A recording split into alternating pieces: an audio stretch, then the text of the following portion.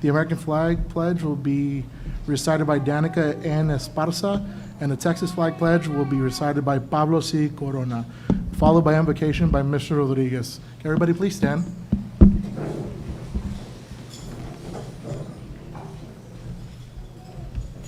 I pledge allegiance to the flag of the United States of America and to the republic for which it stands, one nation, under God, indivisible, with liberty and justice for all. Under the Texas flag, I pledge allegiance to thee, Texas, one state, under God, one indivisible. Bow our heads, please.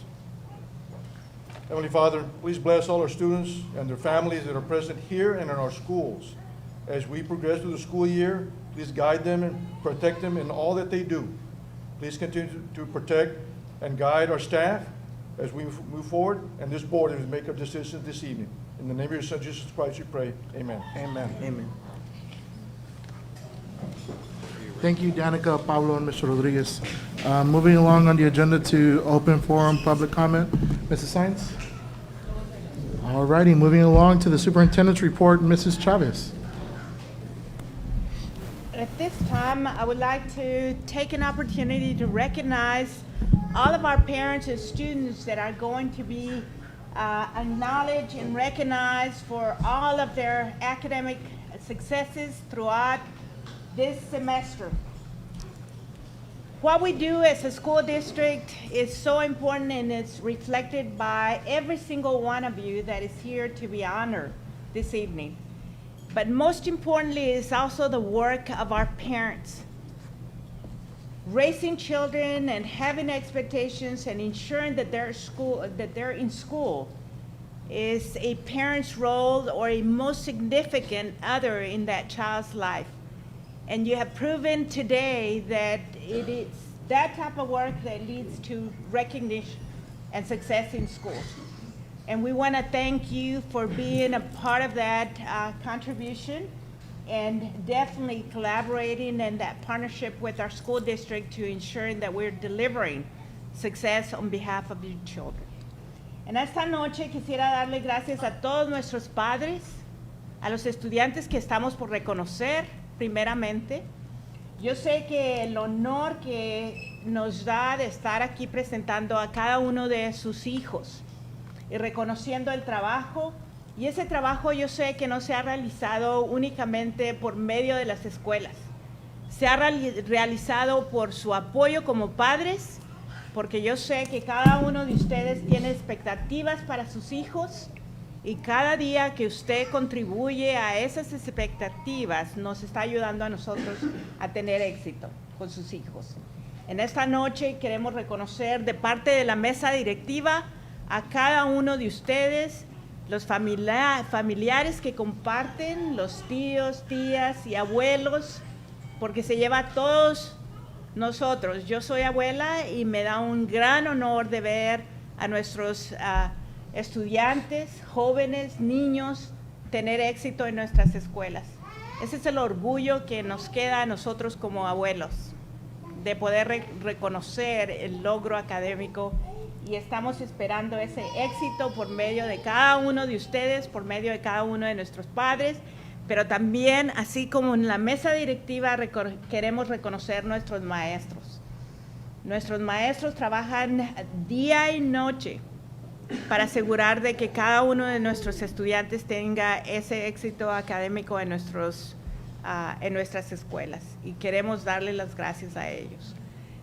I know that on behalf of the school board and our staff, we also want to acknowledge not only every single one of you here, but our teachers are so critical to our student success.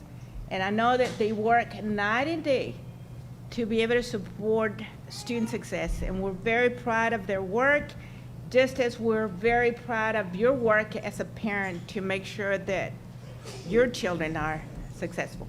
Thank you, and I'm gonna introduce Ms. Martinez, our public relations specialist, to proceed with the student recognition. Yes, thank you, Superintendent Chavez, and good evening to the Board of Trustees, staff, parents, and community members present here tonight. We begin this evening's presentation with student recognitions. Encouraging confidence in reading is a fundamental part of our education mission at Mercedes ISD, and the annual Battle of the Books contest aligns perfectly with our commitment to prepare students for success in both academia and life beyond the classroom. The event not only showcases individual talents and instills a sense of district camaraderie and pride, but it also reflects our staff's dedication to engaging students. I'd like to welcome Mercedes High School librarian, Mrs. Dalia Sandana, to present the winners of the 8th Annual District Battle of the Books competition.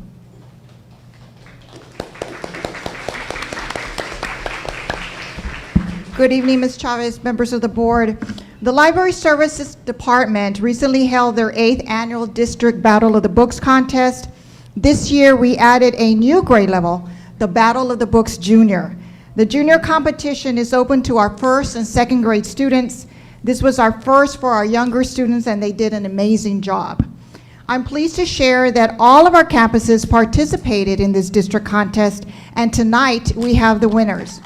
The students that we are presenting this evening have advanced to the regional competition that takes place this week at Region 1. We wish all our students the best of luck. We're going to start off with the winners of the junior level. Campus that won that competition is John F. Kennedy Elementary.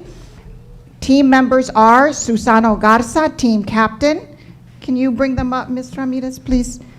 Leonie Vasquez, Ansel Servin, Ricardo Martinez. Librarian is Mrs. Liliana Ramirez, and principal Mrs. Melissa Chacon.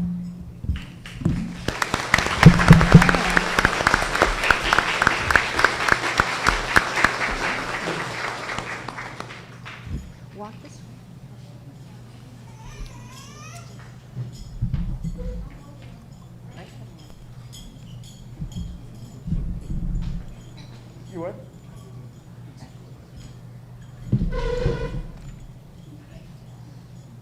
Keep going, keep going.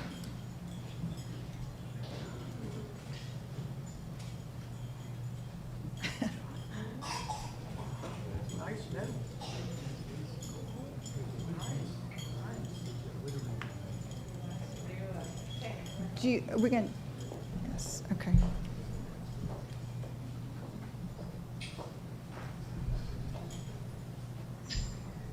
We're going to line them up right. How do you want them, Clarissa? Right here?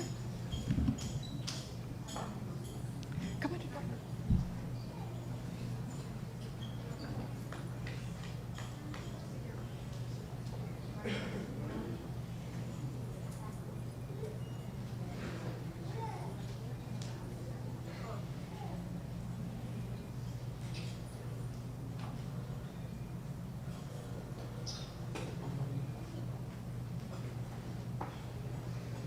Susana, put the trophy down a little bit.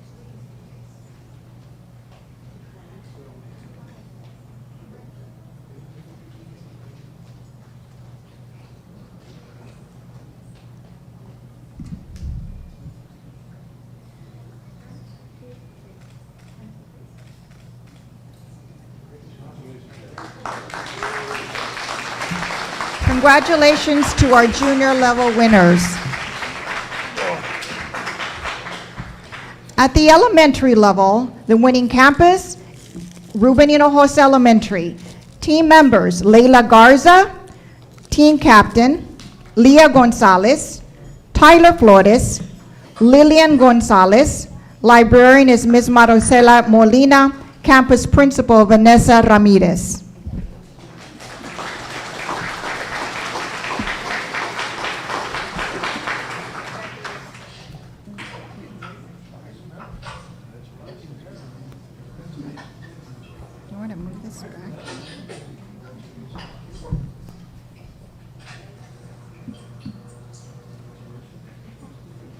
Put it on, yeah. Put it on the floor. Your certificate, Leila. Okay.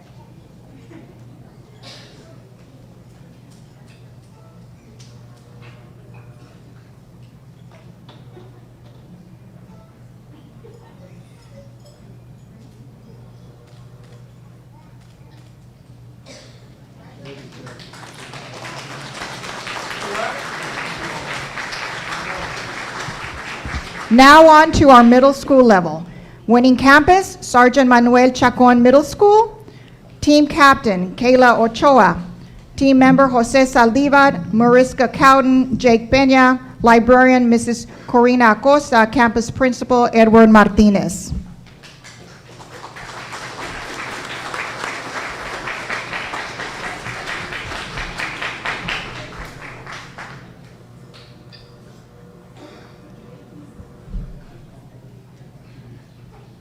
We can do the same thing right here.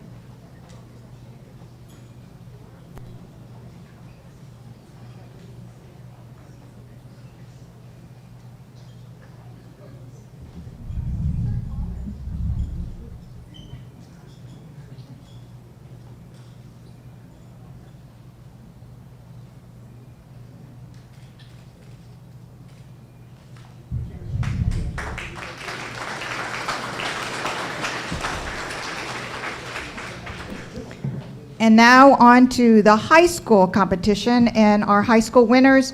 Mercedes High School is the campus that won. We have Zachary Sanchez, team captain, Miranda Aleman, Nora Gonzalez, Carly Rabel, librarian is Mrs. Saldana, and principal Mr. David Aguirre.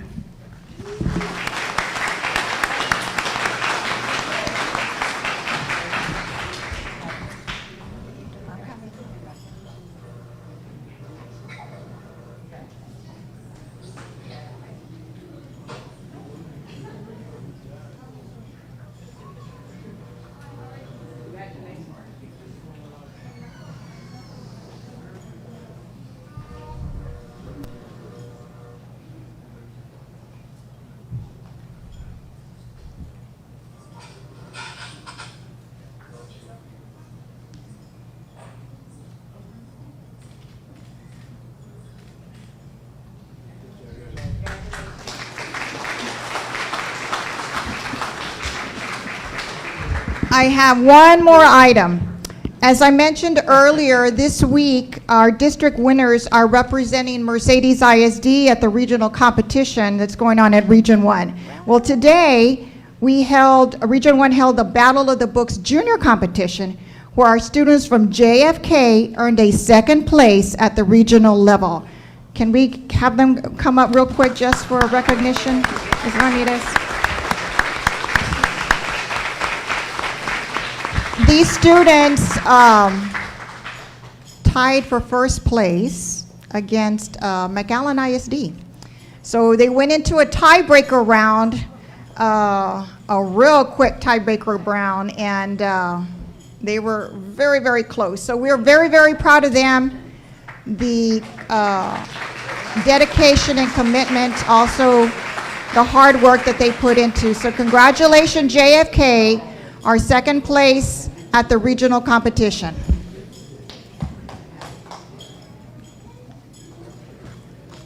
Congratulations. Their red medals are the regional medals for this year. Congratulations to them.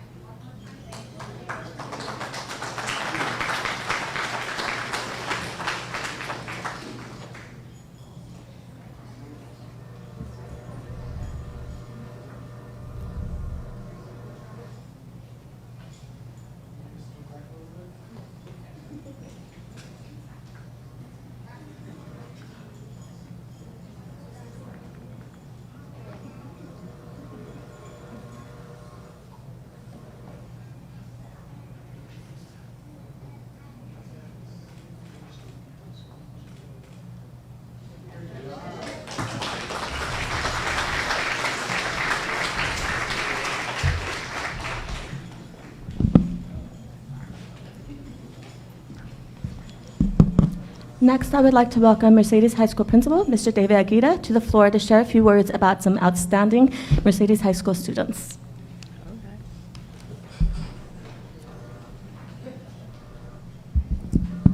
Good evening, Superintendent Mrs. Chavez, Mercedes School Board trustees, colleagues, and guests. It is my honor to introduce Mercedes High School January Students of the Month.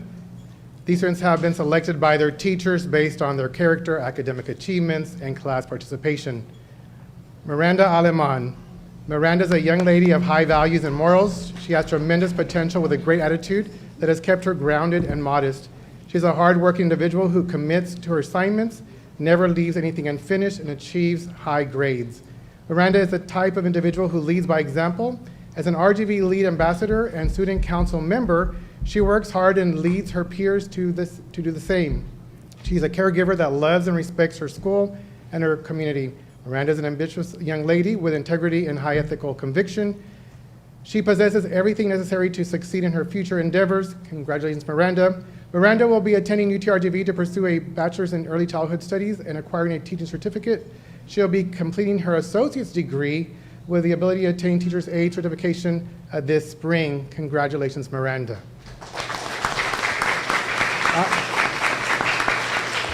Angel Tadeo Ontiveros is a great student who strives to do his best in all his assignments. He's always on task, contributes to class discussion, and willing to help others.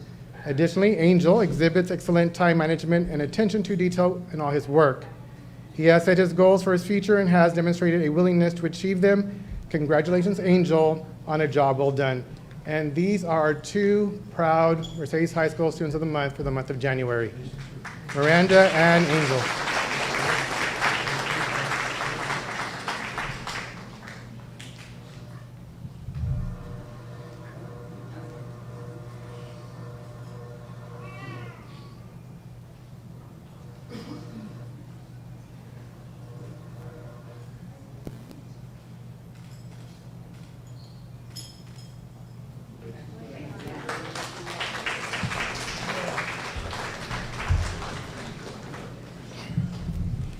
Mercedes High School is also congratulating the following student. She's not here today, but we'll be giving her her certificate. Nicole Rodriguez. Nicole, who has been selected to represent the area in Washington, D.C. on May 27th through May 31st with the TSTC Talent Search. Nicole submitted an essay and was selected in the top 3. Congratulations, Nicole, and good luck to representing Mercedes High School at the National Conference in Washington, D.C. Nicole Rodriguez.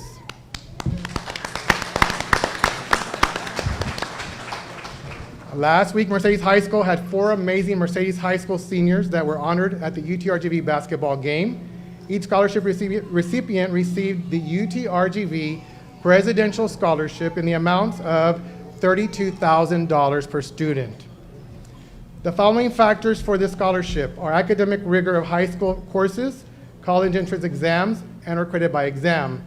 The following high school scholarship recipients are Ms. Leah Adame, she's a proud daughter of Mr. and Mrs. Roger Adame Jr. Miranda Aleman, the proud daughter of Mr. Desiderio Aleman and Mrs. Dora Diaz. Charles Chacon, proud son of Mr. Charles and Mrs. Marisa Chacon. Miss Randy Lara, proud daughter of Mr. Ray Lara and Miss Reina Tienda. Congratulations, students, on your, let me say it, $32,000 scholarship to UTRGV. Thank you.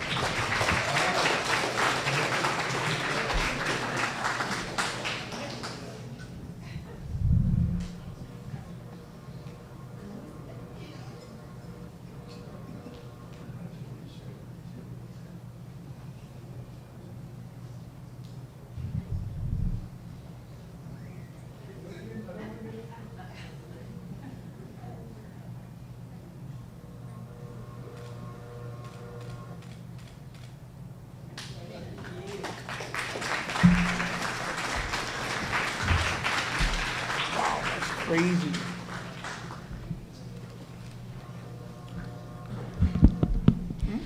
Next, we'd like to welcome Director of Bands and Fine Arts, Mr. William McKenney, to introduce the Mighty Tiger band members who recently competed in the UIL solo and ensemble contests. Good evening, school board members and Mrs. Chavez, superintendent, and community members. Very proud to congratulate our Tiger Band and Orchestra student musicians. This year, 29 soloists earned a first division for the performance. Of those, 18 advanced to the state level competition in May. We also had 8 of our small ensembles earn a first division and advanced to the state level competition in May as well. So I'm going to read their names, and students, if you're here, come on up. Maria Ozuna on violin, Bella Reynoso on violin, Annette Garcia, clarinet, Saul Araiza on alto sax, Maximo Castro on alto sax, Esteban Cepeda on alto sax, Kate Ortiz on baritone, Davelyn Hernandez on snare, Ricardo Luna on snare, Jalen Siller on snare, and Haley Lopez on keyboard. Come on down.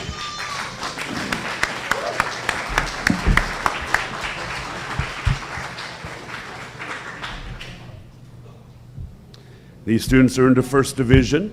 These students also advanced to state, the next group. They also memorized their Class 1 solo. April Lopez on viola, Alonso Cabrera on clarinet, Isaiah Banda on alto sax, Yoandre Martel on tuba, Omar Garcia on snare, Christopher Garza on snare, Riley Trevino on snare, Leo Valdez on snare, Gabriela Padilla on timpani, Joseph Canales on keyboard, Alexia de la Garza on keyboard, Isabella Gavia on keyboard, Miguel Martinez on keyboard, Olegario de la Cruz on multi-tenor, Steven Garcia on multi-tenor, DJ Perez on multi-tenor, Zeus Solis on multi-tenor, and Jesus Tamez on piano.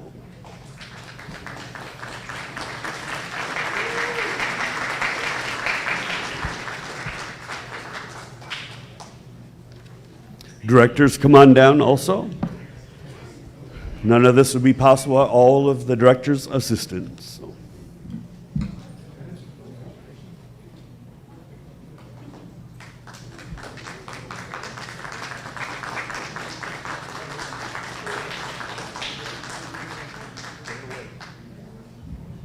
We'll get ensembles in a second.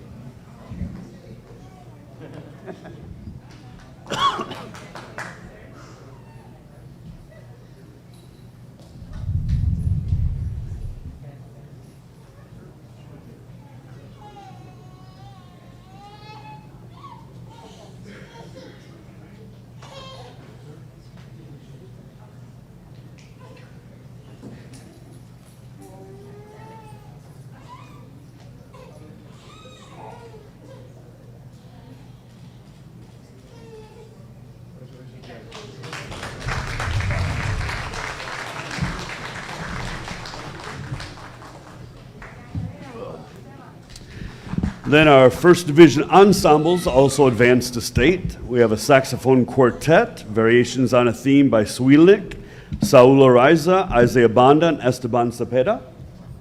We have and Max Castro. Oops. We have a bassoon trio, Gavat and hornpipe, Feliz Estrada, Carolina Martinez, and Danitza Rodriguez. We have a trumpet trio, Bugler's Dream, Adrian Gonzalez, Alina Gonzalez, and Damian Trevino. We have a brass quartet, Scherzo, Vincent Gonzalez, Yoandre Martel, Carly Rabel, Brianna Wright, and Naya Yanez. We have 4 percussion ensembles. The first one, they played Led Zeppelin medley. Leia Anzodua, Olegario de la Cruz, Noah Diaz, Veronica Melgoza, Joshua Moreno, Kevin Ochoa, and Ethan Susaita. Percussion ensemble, Katsura, Joseph Canales, Kayla Cantu, Isabella Gavia, Davelyn Hernandez, Haiti Lopez, Matthew Martinez, Miguel Martinez, Lizette Moreno, DJ Perez, and Riley Trevino.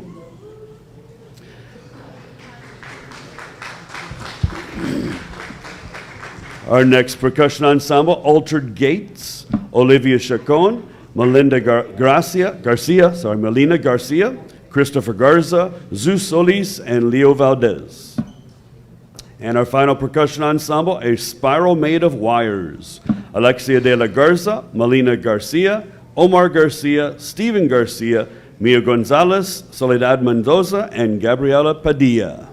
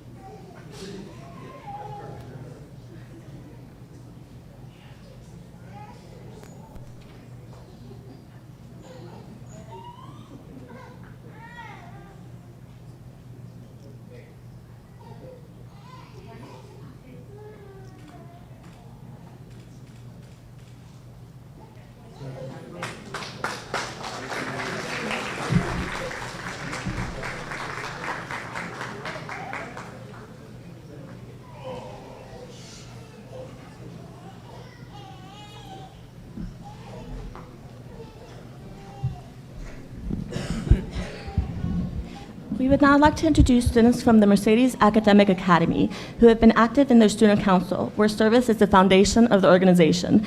We'd like to welcome Principal Mr. Rodolfo Canales and staff to say a few words.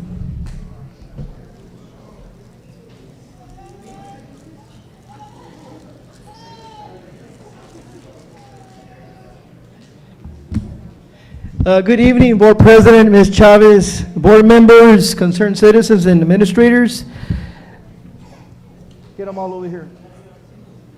If you're wondering why my students are here, because we move forward every day and I want them with me, next to me. All right, I'm here to present on an event that happened in December. I had just moved in there, and I became part of that event that is remarkable. I'm here to honor the students that were part of that event. But I'm going to let them tell you what the event was about. I brought 2 teachers, several students, and I'm going to present the speakers. The first speaker is going to be Ms. Abigail Garcia.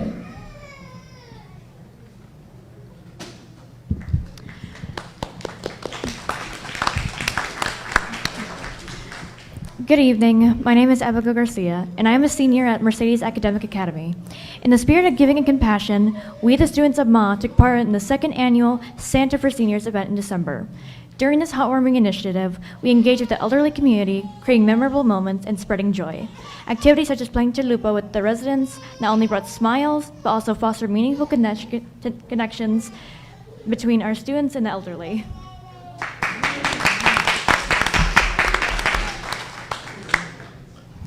Our next presenter is Mr. Matthew Morones. Good evening, my name is Matthew Morones. I am a senior at Mercedes Academic Academy. Moreover, our student council took the initiative to serve the community by organizing a donation drive. Blankets, socks, slippers, and various personal care products were generously contributed by the community. These thoughtful donations were then delivered to the Nursing and Rehabilitation Center, benefiting the elderly members of our community.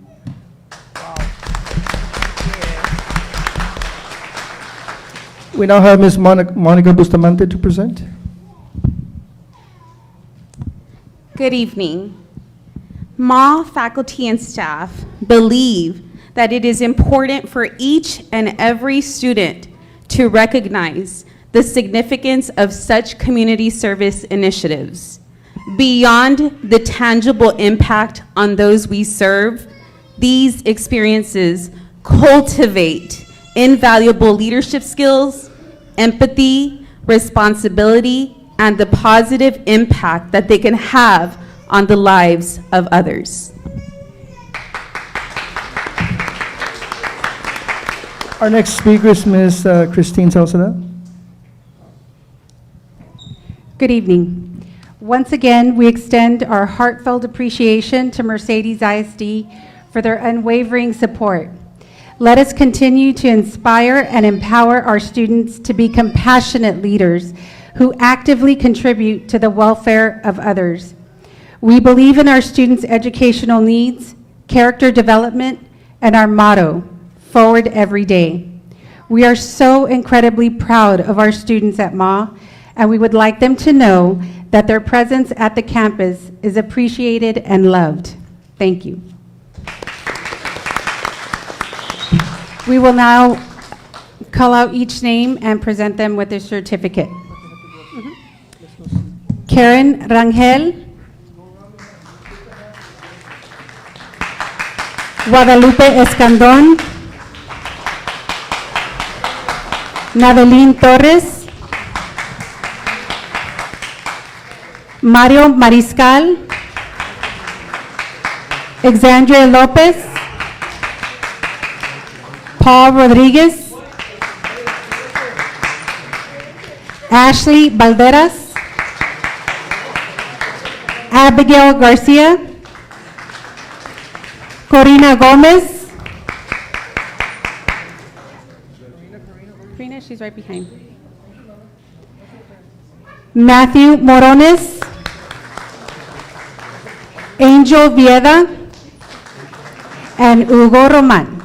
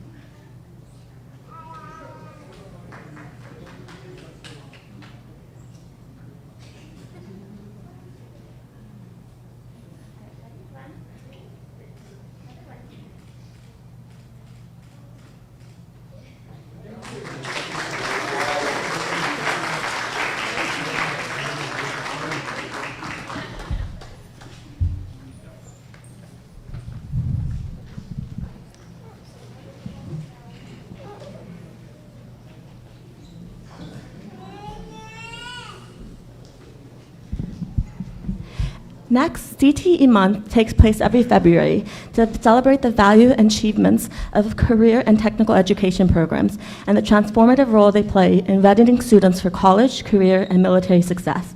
We have a short video presentation showing you some of the hands-on experiences available to our students.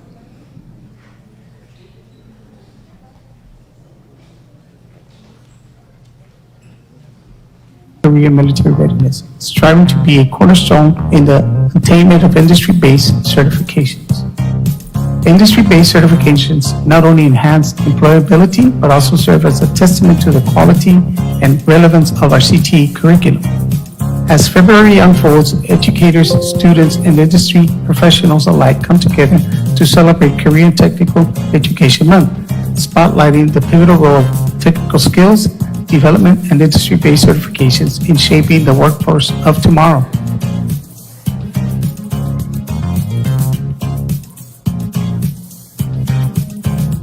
Our CTE program integrates hands-on learning experience and rigorous academic coursework to equip learners with the skills demanded by today's job market.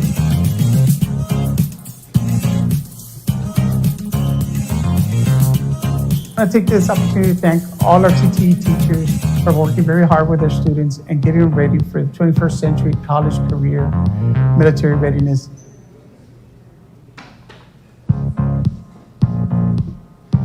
At Mercedes ISD, we are dedicated to college, career, and military readiness, striving to be a cornerstone.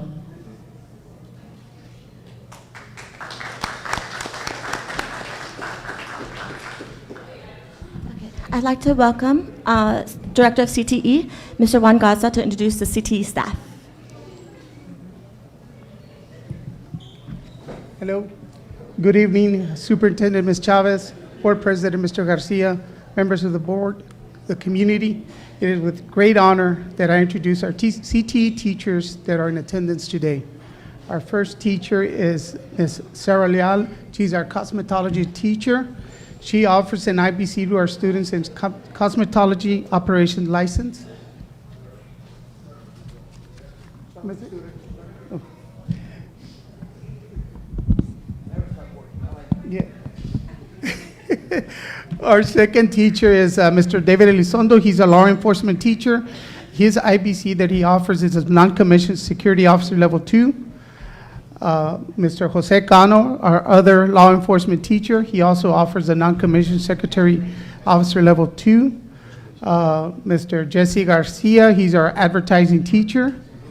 Mr. Edward Salinas, our principles of ag teacher, he offers the fundamental of animal science certification. Mr. Ruben Olivares, our business information management teacher, he offers a Microsoft Office Specialist Excel expert.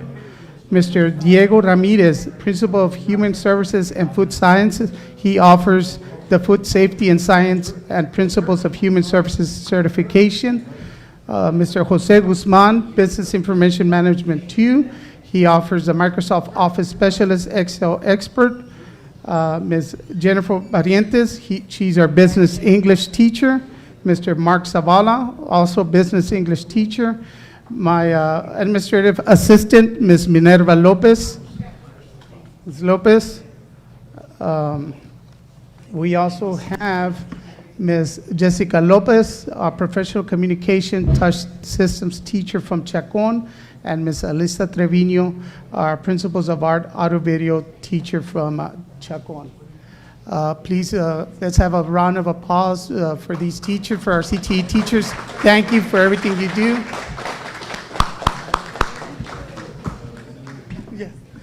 Guys, if you can get in the center so we can take a picture.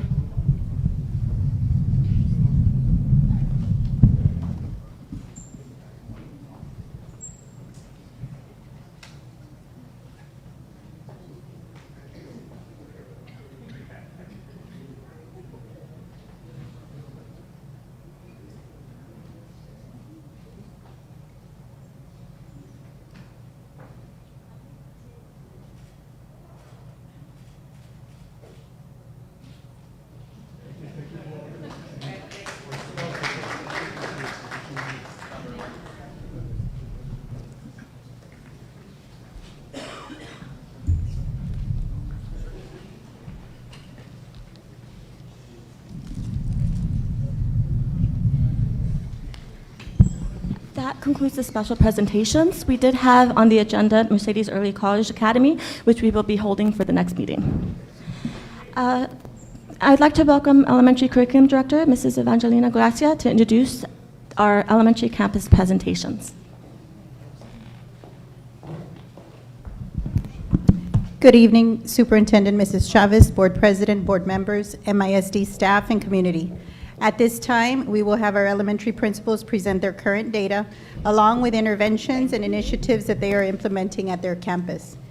We will begin with Mrs. Domitila Hernandez with Mercedes Early Literacy Program. Thank you.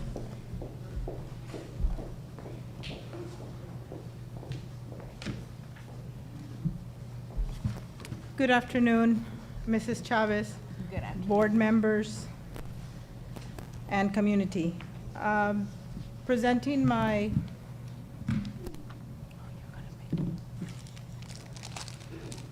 all right, but over there. All right. Okay. All right, as you know, my department is Mercedes Early Literacy Department, and it's run by the male coordinator, Domitila Hernandez, our secretary, Rosie Ramos, and Ms. Esmeralda Tanguma, our attendance clerk. The demographics of my department is I have 106 pre-K 3 children, and I have 99 pre-K 4. I'm 100% eco-dis, so that says a lot about my department, and I have 89.27 children at risk, okay? I have 41.46% of emerging bilingual children, and then the rest of their lower numbers. Okay, the testing that I do in our department, okay, we do the circle testing, and this is the middle of year data, okay? We have areas that we target, and a lot of the areas that we target is early reading skills, okay? Rapid letter naming, we teach vocabulary, phonological awareness, phonemic awareness, comprehension, print, environmental print, science, and social studies. So pretty much the children get a full-rounded, I guess, that we test them in those areas so that we can ensure that they're ready for the next grade level. In some instances, it's pre-K 4, and in other instances, it's pre-K 5, which is kinder. Okay, well, not pre-K 5, but kinder. All right, we also have a math component as well that consists of road counting, number naming, counting sets, and operations. All right, in 23-24, we also have it in Spanish, okay? We test our children in Spanish. Those children that are emerging bilinguals and are stronger in the Spanish language, we test them in Spanish. And as you can see, same components as in English, all right? And again, as you can see, the numbers are there. Those children that are on track in the emerging bilingual is 48%, okay? The vocabulary, rapid vocabulary is 56%. This test is something that's really quick, okay? The children, we have to kind of work with them early on so they can become prepared. It's like, I guess, when you do the flashing of cards, but on a computer. So if the child is not accustomed to it, all right, usually the letter goes by, and even though they know it, they don't articulate it fast enough. So then the children don't get credit for that. I just wanted to make sure that you're aware of that because it's something that requires training. And remember, they're pre-K 3 and pre-K 4 children. Again, the targeted interventions are listed below, all right? We do a lot of división de sílabas, aliteración, rimas 1, escuchar, palabras de la oración y rimas 2. Las matemáticas es también igual, okay? Cuentan en orden, shape naming, number discrimination, number naming, shape discrimination, and counting sets and operations, okay? So all of those skills we assess the children on. All right, in the special education bilingual children, I have a total of 85. Okay, I have a total of 85 bilingual children. 12 of them are emerging bilinguals and SPED, okay, special ed. The total sped number that I have in my department is 25, all right? And a lot of the interventions that we utilize is we're flexible with the students with learning difficulties. They may need more help and support than others in class, so we do a lot of repetition. Teachers have to be very well organized, and we have to focus on the fluency as well. We ensure that teaching is multisensory, all right, that we incorporate the 5 senses so the children learn a little faster, because when they see it, they touch it, they play with it, they learn it, then they're gonna internalize. All right, I guess Mr. Handy.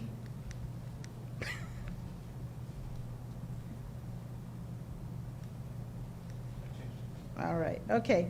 The staff development part, I listed several, but I am in charge of 3 of the areas for my grade level. All right, and some of the staff development that our staff got was on the pre-K guidelines. A lot of the pre-K guidelines consists of familiarize the teachers with the 2022 pre-K guidelines to understand in depth the different domains that are targeted for pre-K children. All right, we reviewed the skills, and at the end of the year, so that the teachers are familiar with the end of year outcomes. Children have to be well prepared because, like I said, in some instances they go to pre-K 4 and they stay along with me, or they move on to kinder. So those skills, have to be in place. So the teachers need to know what is expected at the end of the year. And the pre-K guidelines also, we align high-quality pre-kindergarten programs with our kinder readiness, okay? Another one of the staff development that was done at my campus is the Language for Learning. It's an oral language program that gives our pre-K through 2nd graders a strong foundation on expressive and receptive language. It provides students with knowledge and understanding of language they need to achieve proficiency and reading comprehension. Okay, and then another one is the Frog Street Press pre-K 3 curriculum. Okay, since we target a lot of the 3-year-olds, because Head Start does a lot of the potty training, a lot of the pre-K 3-year-olds children, we take them in because they have a very good system in place to ensure that our children are trained within a matter of 2 weeks. Some children, all it is consistency, and Head Start has a very good system with that. Going back to Frog Street Press pre-K 3 curriculum, it provides intentional instruction in key areas of development for our 3-year-olds. And of course, a lot of it includes social development, literacy, and math foundational skills. All right, observations and feedback. I have 5 Head Start teachers at Mel, okay? I have 4 MISD teachers at Mel and Travis, and I have 6 MISD teacher assistants at Mel and Travis. 11 observations for ISD teachers, Mercedes ISD teachers were conducted, and 7 observations were conducted for Hidalgo County Head Start teachers, which they follow a different system. Their system is called CLASS, and it's Classroom Assessment Scoring System. A lot of their class has a strong foundation in the nurturing of the classroom, okay? How do we speak to the children? How do we handle our children? How do we work with our children?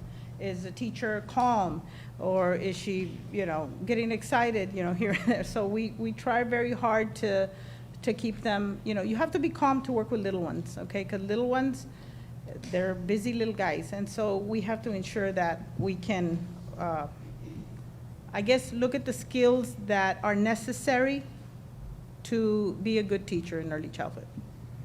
Okay. Parental involvement overall, we have a lot of activities because we collaborate with Head Start.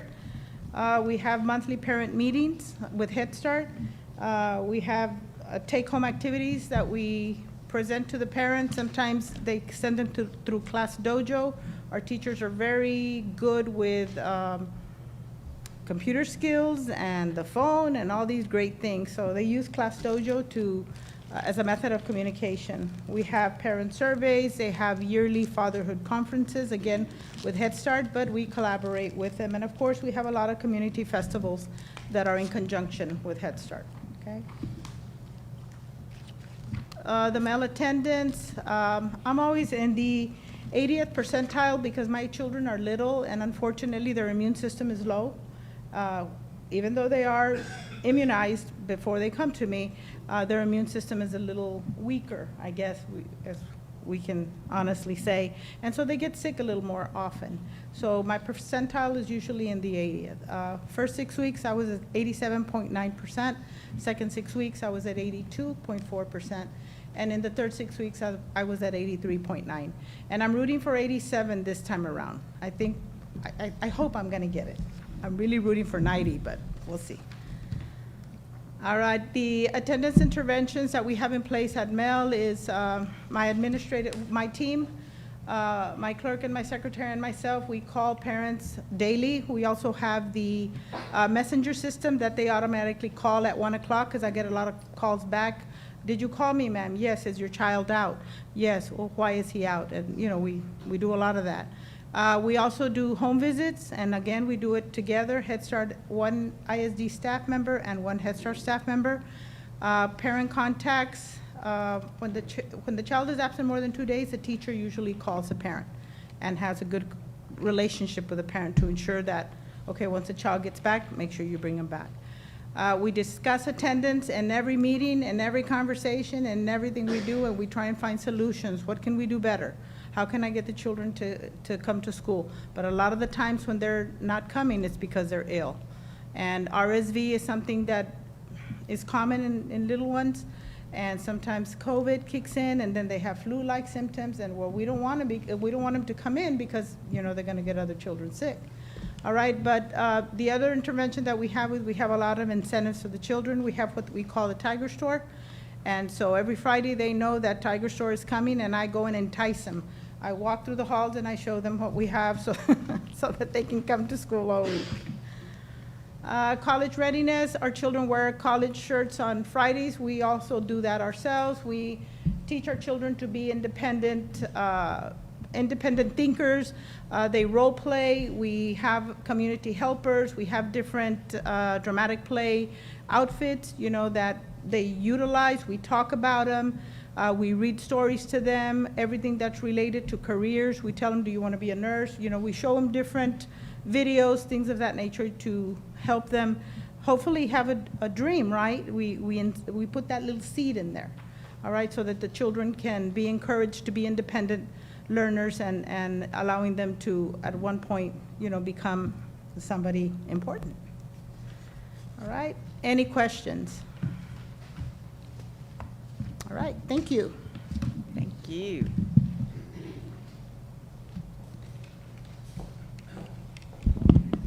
Our next principal is Ms. Vanessa Ramirez with Hinojosa Elementary.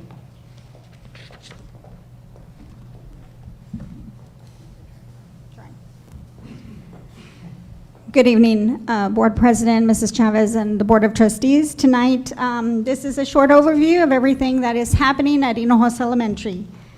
At this time, we are serving 487 students, and every day we are enrolling new students as they come in.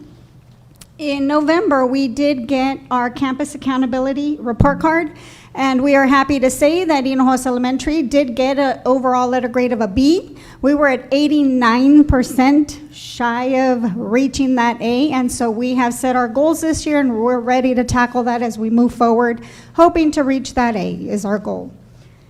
When we look at our circle, our BOY pre-K data, we can see that we have been steadily increasing. You see that we took our Wave 1 assessment and our Wave 2, and we have grown tremendously. We have targeted interventions in place, and so right now we are focusing on our phonemic awareness through our centers, and in math, we are targeting our addition and subtraction for our pre-K students as they're counting in sets in their small group intervention. So we hope that our goals will surpass what we've already hit.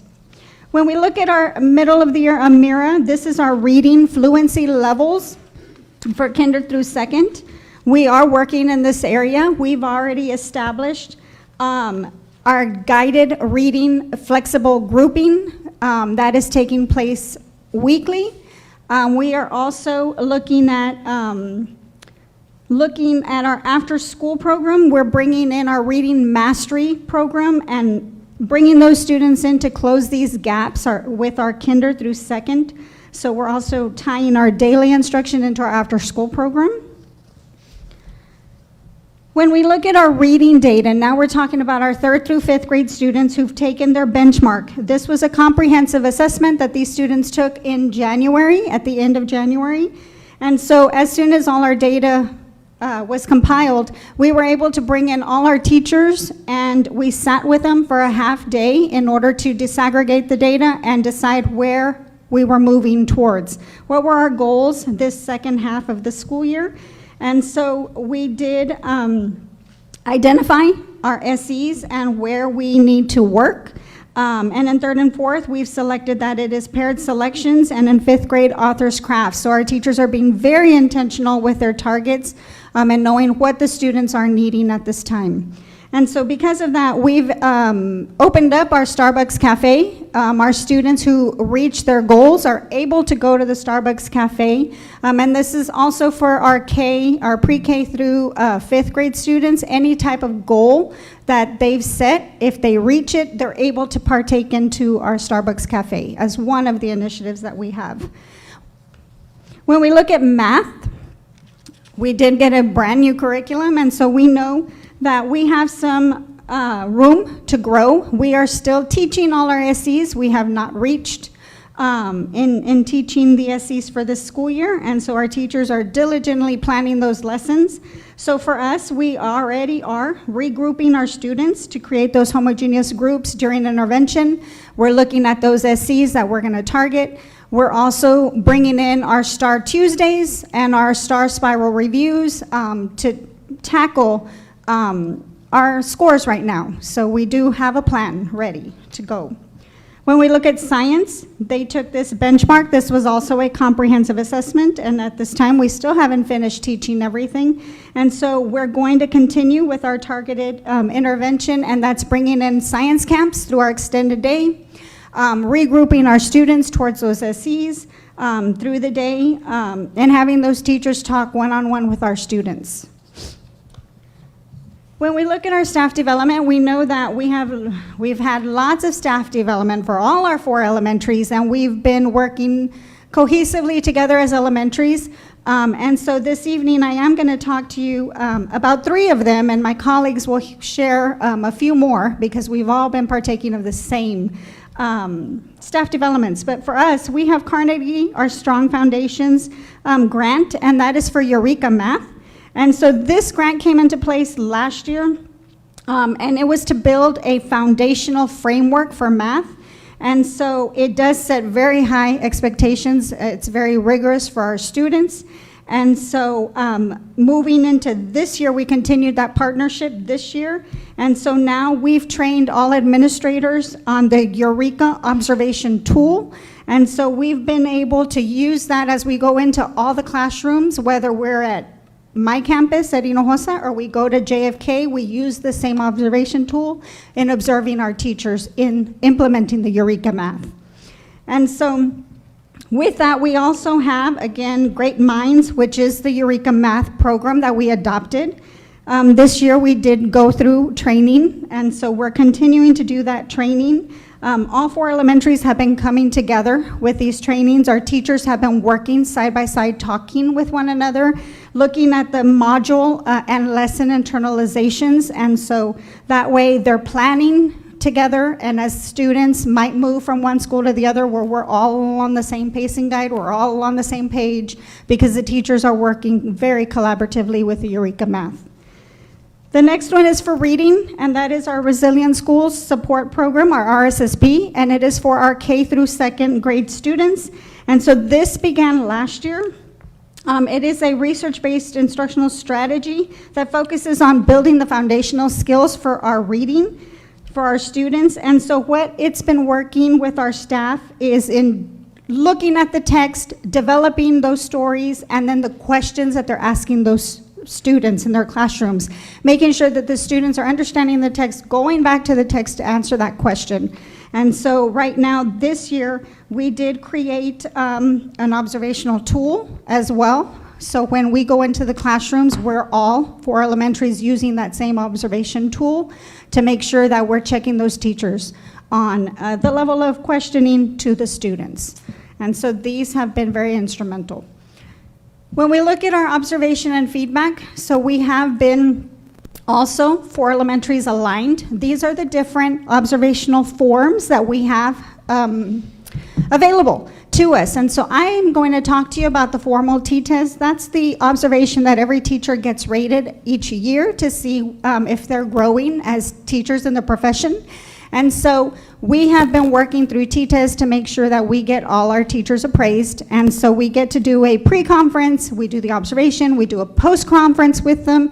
And at the post-conference, we're able to set goals for the new year with those teachers to see what more will they need to develop their craft. And so we also have our parental involvement, and so at Hinojosa, we're happy to say that we do have our winter and spring festivals, and they bring in lots of students and parents to the campus, and so we are able to showcase our students at that time and just bring in our families and let them know what great things are happening at our campus.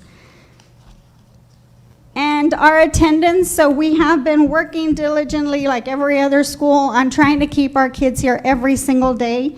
And so we do have, our interventions in place. We do have initiatives in place. And so we just want to highlight that we remind our students, our parents every single day that, it's important that they're there to learn. And so with that, we've been providing our rotational free play, dances, and our Starbucks Cafe as a way to bring in our students. We've also been doing our college and career readiness, and so at this time, I know our counselor has spent a lot of time with our 3rd through 5th grade students, but right now, 5th grade especially, because they're beginning their transition to middle school, they were able to go to the middle school and tour the campus, get an idea of all the selections of CTE and courses that are available as they begin their transition. And so Mrs. Peña, our counselor, has been working with the teachers, but also already bringing that awareness to 3rd grade, 4th grade, but especially our 5th graders so they're ready for a transition. We do have our ACE after school program, and at this time we are focusing on reading, math, and science. Again, because we've built our action plans from our benchmarks, that we're now tying that into our after-school program. But we're also happy to say through our enrichment piece, we have built a STEM broadcasting class that's amazing. Our students get to create videos, they interview, they're with their iPads running through the school, questioning staff and students, and creating a video that's broadcasted as soon as you walk in the school in front of the library. We're rolling brand new video all the time, and that's from the STEM class. So, any questions? Lots of things happening at Hinojosa. Thank you. Thank you. At this time, we'll have Ms. Melissa Chacon from JFK Elementary.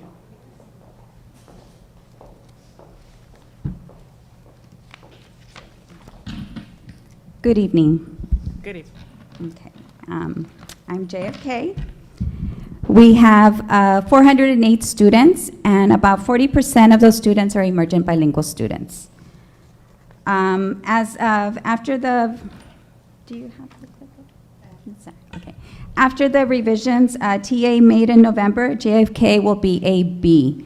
We were at an overall grade of an 82. Looking at our circled data for middle of year pre-K data between wave 1 and wave 2, there has been some growth.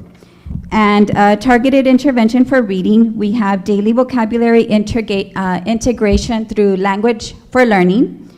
We have targeted vocabulary stations and daily Haggerty incorporation. And then targeted intervention for math, we have instruction through math stations and intervention. Amira for kinder through 2nd, that is utilized to assess reading. We have targeted interventions such as, we've also seen growth. We have our intervention block in which we utilize the SIPS program, and I'll go into a little bit more detail of what SIPS is. We have targeted TEKS instruction during guided reading. We have a dedicated phonics block and leveled groupings, weekly phonics assessments and regroupings, and then I'll go a little bit into what our emergent bilingual and our special ed students, how we support them in a bit. Our reading data, we did take our benchmark at the end of January, so we did come together with our teachers. We did hold our PLCs and we did our data digs.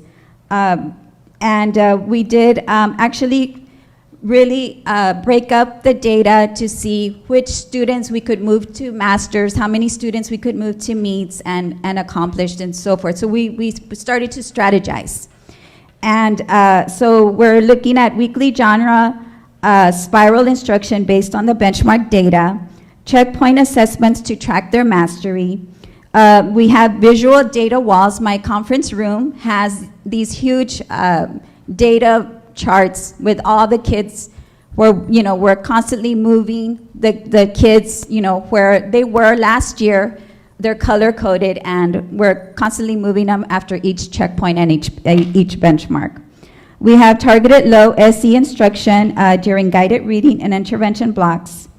And then as far as my emergent bilingual and my special ed students, they are supported daily with sheltered instructional strategies. They have small group instruction, one-to-one as needed. We do provide support through ACE on a daily basis. We do provide differentiation for these children every single day. And then we do have flexible grouping according to level and needs. For math, as Ms. Ramirez mentioned, we have not taught all the TEKS at this time yet. And it is a new program, so we're still trying to expose the children or close that, maybe that gap between Eureka and STAR, and expose the children to the questioning and how it relates from one program to the other. So again, we did data segregation through PLC. We do weekly spiral instruction using Cambium and Eduphoria. We do ongoing checkpoints to track mastery. We do have the visual data walls for math also. We target low SE instruction during the intervention blocks. We are also supporting the children through ACE. And then again, we also utilize sheltered instructional strategies for math, small group instruction, one-to-one, and differentiation. For science, we're still teaching the TEKS, but my fifth graders do receive lab daily. We do look at the data, and we do weekly spiral instruction using Cambium and Eduphoria, also the checkpoints, visual data walls, and then we also are utilizing Science Summit. Just like, HOSA has Starbucks, we have the Snack Shack. And we actually posted it on Facebook so that the parents can see how we are incentivizing their children. So it's very neat. We brought all the kids in, but we're not going to stop with 3rd through 5th. We're going to include also pre-K through 2nd grade for their growth that they are showing, because we're teaching them the foundational skills to be ready for STAR in 3rd through 5th grade. So I welcome you to go on to JFK's Facebook so that you can see what it looks like. As far as staff development, I'm focusing on Estrellita and SIPS. Those are the two of the programs that we use during our intervention block. Estrellita provides strategies for teaching beginning Spanish reading. It includes phonemic and phonological awareness.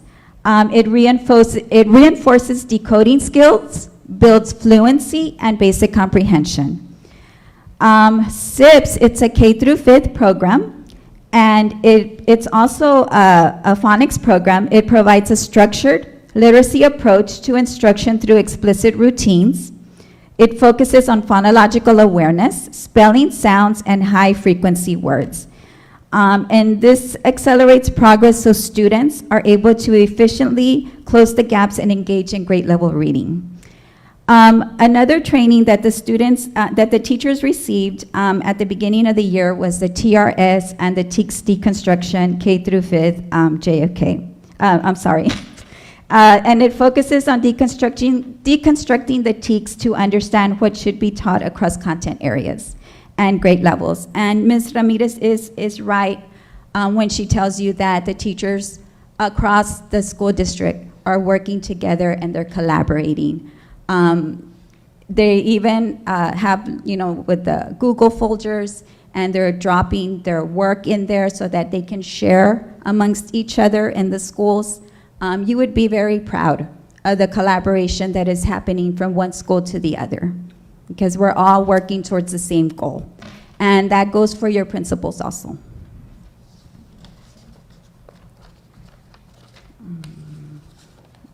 As far as observation feedback, we have many different tools that we use. The one that I'm going to elaborate on is the ELAR RB's tool. And this tool is a part of the RSSP, which Ms. Ramirez just discussed. And this is an observational tool that provides teachers feedback on evidence-based responses. And it encourages best practices such as critical thinking and critical writing, okay? And it's also a tool that guides teachers with their planning for shared reading, okay? As far as parental involvement, if you do go onto my Facebook, you're going to see parental involvement on my Facebook. I try to invite parents as often as possible onto my campus for a number of events. Two very successful events on my campus have been Literacy Night. I had a lot of support. And then to help the younger kids with their transition back to school, I invited the parents to have breakfast with their children in the classroom. And that it was a cold day back, and I actually had great attendance because I welcomed the parents with their kids onto the campus. So that was also very successful. When they can't come in, I do live stream events for the parents also, so they can see their kids participating, okay? As far as attendance, as you could see, I was struggling with attendance the second and the third 6 weeks. So I met with my attendance committee and I said, I have a great idea. Let's have a glow party with a DJ. So I went on the intercom and I announced this big party we were going to have. And last week I actually hit 95% attendance. So for this 6 weeks, my attendance is going up. So I do incentivize weekly, every 6 weeks also, and then they're gonna get their big reward, okay?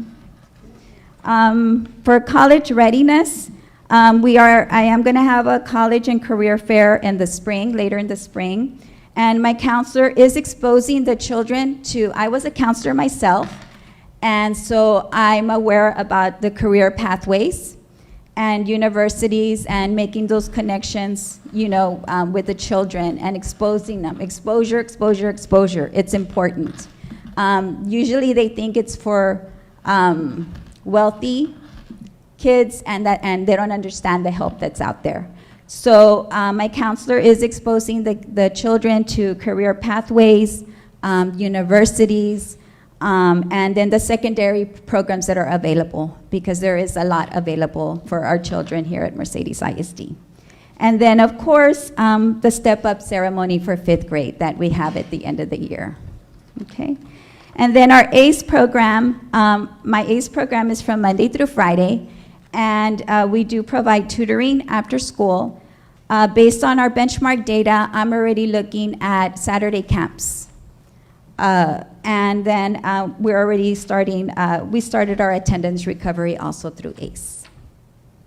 Thank you, and that's just JFK, a quick snapshot of JFK. Thank you for your time. Thank you. Next, we will have Ms. Cecilia Sarmiento from Taylor Elementary.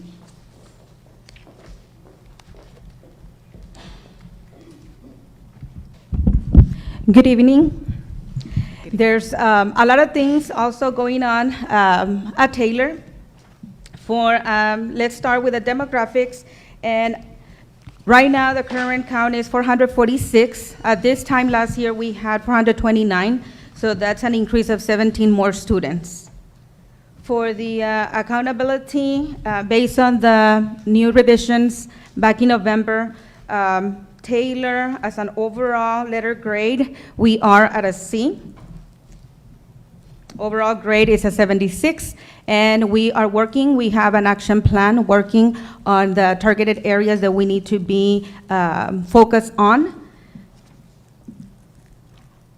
So if we move on to the Circle MOY pre-K data. Before I start with the pre-K, I just want you to notice that for pre-K, kinder through second, and third through fifth grade, some targeted interventions are the same just because, for example, on the first one, on the embedded intervention time for 45 minutes, those 45 minutes are embedded in their daily schedule, and that is from pre-K all the way to fifth grade, and that is their intervention time. The difference for pre-K is that we focus the phonological awareness activities for pre-K. Then for kinder through second grade, we focus on the district phonics program, and we also focus on the SIPS program, okay? Also, all across pre-K through second grade, we have teacher-led small group intervention, and specifically for pre-K through fifth grade on all our reading teachers, also with our guided reading activities. Paraprofessional group intervention is all across pre-K through fifth grade because those paraprofessionals are strategically scheduled into every single grade level whenever they have intervention time. Also, all across pre-K through fifth grade, we have data talks, and the data talks every 6 weeks at the end of every grading period. We have our data talks with our teachers, and we focus and we desegregate the data, and then we focus on the lowest SCs. And also our 3 strengths, so the teachers can also spiral those tics, and they can be ongoing, so the students can be reinforcing that. For MOY, our reading levels, kinder through second grade, as you can see, we have room to grow, but like I mentioned, we are focusing a lot on the SIPS program, on the district phonics program, and also we have a phonics block that is on a daily basis. And for kinder through fifth grade, we have ACE intervention. For our reading data for third through fifth grade, during our PLCs, we desegregated the data, and we were focusing on the 3 lowest SCs. And one difference for the third through fifth grade is that we have the Summit Individual Plan, which means that at the beginning, they took an assessment, and that creates a path for each individual student to focus on their individual need. That is the biggest difference from third through fifth grade and pre-K through second grade. And then for math data, for third through fifth grade, we added the start time, and the start time is for 45 minutes where they spiral the tics. During that time, also, we look at the lowest SCs. And pretty soon, for the month of March, we are going to be having the Saturday tutoring. For our science data for our fifth graders, the difference is during the intervention time, they also work on the Summit Individual Plan for science, because we have Summit Science for our fifth graders. One big thing that we're doing, an initiative that we're doing at Taylor, is the Taylor Tigers Theater, and it's the same thing as John F. Kennedy, that they have the Snack Shack, and then at Hinojosa that they have the Starbucks Cafe, and at Taylor we have Taylor Tigers Theater. Okay, and how it works is that we talk to the kids about their growth. They got a student data tracker where they color in DNAT meets, approaches, meets, and masters, and everybody that is under the approaches, meets, and masters, they're able to go and attend the Taylor Tigers Theater, okay? For our pre-K through second grade, we focus on our BOY, MOY, and EOY data, and then for third through fifth grade, we focus on their checkpoints and benchmarks. And we talk to the kids, look at it, look at your little graphs, so they can also see. During the data talks, the teachers also go back and talk to the students, and they create goals, their individual goals, so they can see how they're doing every 6 weeks. And also during our data talks, we talk to the teachers about, yes, the low SSEs, but also on their grades and how we can help them improve. And also at that time, is there any need for us to send them and to refer them to RTI 504 or further evaluation for special ed? For the staff development, I am going to focus on the Savas Learning Pre-K4 curriculum, and that is provide skill-based experiences, okay, to initiate learning around quality children's literature. It also includes multisensory activities for the and activities for the students, and it has family engagement web portal that is shows the parents helpful tools that they can utilize. And then for the Texas Reading Academies, that is for all kinder through third grade teachers, our special ed teachers, and principals, and all of us, we are required to attend those academies so we can be trained in the science of teaching of reading. And the overall goal for the Texas Reading Academy is to improve the reading skills of all of our students. Then I'm going to talk about the Texas Instructional Leadership, what we call TEAL, the Materials Internalization and Alignment for Eureka Lessons and Math. And what that is that as principals, it gives us tools and it shows us how we can coach and how we can help the teachers understand and internalize the Eureka Math units and lessons.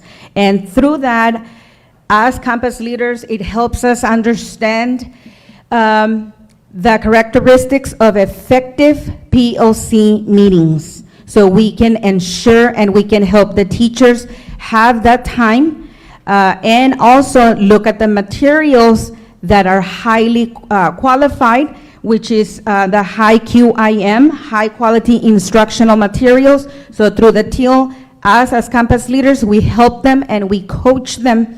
So, and we make sure that we provide that weekly planning time for our teachers to have that time and space to plan for instruction.